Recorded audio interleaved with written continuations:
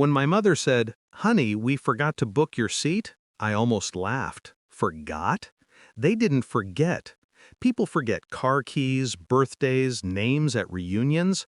Not the only son. Not for a wedding they'd been planning for a year. They said the flights were full, the hotel sold out, and maybe I could watch the ceremony on live stream. I said, "That happens." Then I hung up, packed my things, and vanished. No one noticed how quiet the family chat became after that.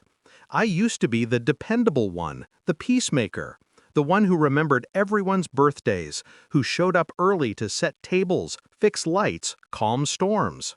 My sister, Amelia, was the golden one, charming, chaotic, the kind who got away with everything. She could burn the house down and they'd thank her for the warmth.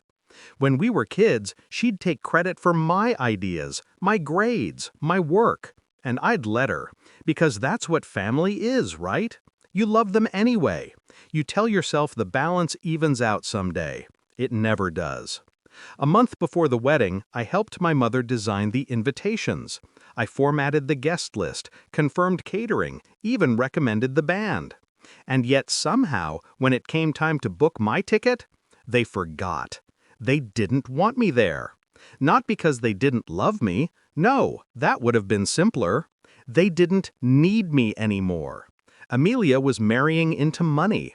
Her fiancé's family was flying in from Maui, hosting everyone at their private resort. I didn't fit the new picture. I was the quiet one with the corporate job, the one who never posted enough, never sparkled. So I let them erase me. And while they drank champagne under Hawaiian palms, I sat alone in my apartment, watching the live stream. My mother in tears, my father laughing, my sister glowing. She wore the necklace I bought her last Christmas. She didn't mention it. The camera panned, and I saw my seat. Empty. That was when the idea began. I didn't plan revenge out of rage.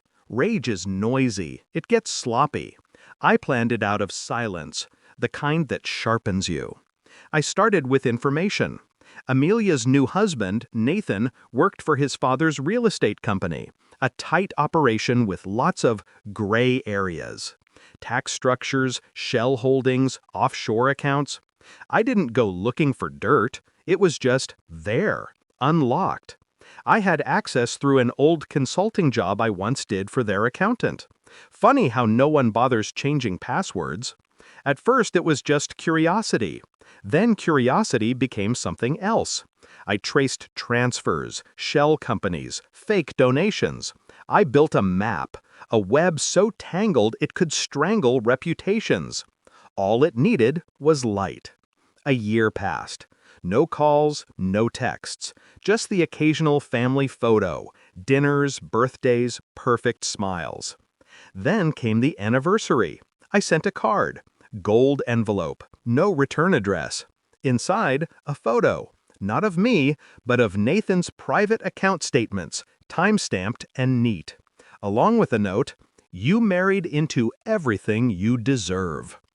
2 weeks later, the headlines broke.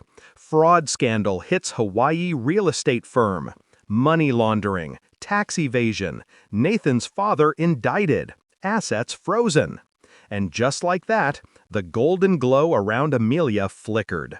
Her wedding photos disappeared from social media. Her friends stopped tagging her. The family group chat lit up for the first time in months. Panic, confusion, denial. I didn't respond. When Amelia finally reached out, her message was short. "Was this you?" I stared at the screen for a long time before typing, "You forgot to book my seat. I found my own." I didn't hit send, not yet. I waited until I knew she'd lost everything. The house, the cars, the friends who loved her husband's last name more than hers. When the divorce filing hit the court docket, then I sent it. Read. No reply. Last week, I went home for the first time in over a year. My mother looked older, my father quieter. Amelia wasn't there. They said she was getting help. I helped myself to coffee, sat in my old chair, and listened to the silence. It was strange, peaceful almost. They asked if I'd known anything about Nathan's company. I said I hadn't heard a thing. My mother reached for my hand. "We've missed you, honey." I smiled. That happens. People talk about revenge like it's fire, wild, destructive, uncontrollable. They're wrong. Revenge is water. It takes the shape of whatever vessel you pour it into. It flows quietly, patiently, until it fills every crack they left in you. And when it overflows, it doesn't burn, it drowns.